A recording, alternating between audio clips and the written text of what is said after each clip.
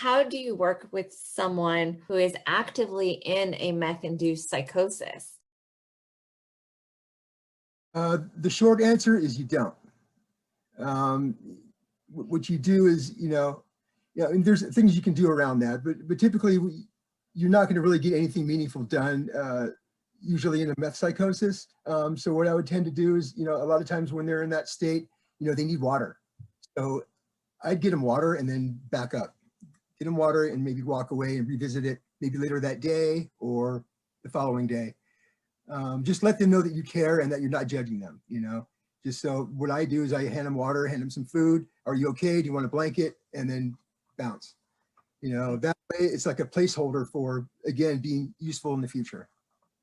Risk manager in me just has to say you want to make sure that they're safe, that they're not a harm to themselves or someone else, that their medical and like physical health is okay in that moment, because these are really fragile moments for people. They can be actively hallucinating and delusional about what's going on around them.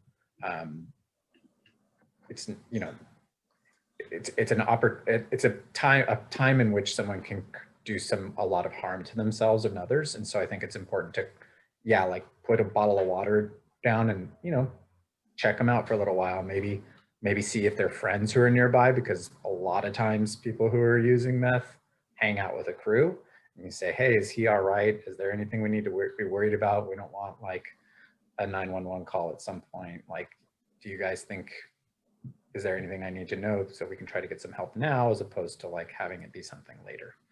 So I just think it's important to do risk assessment when people are really, having that kind of, just like anybody who's having any kind of psychosis or delusional or hallucinatory state, whether it's on meth or if it's from their mental illness, you just want to kind of assess their level of safety.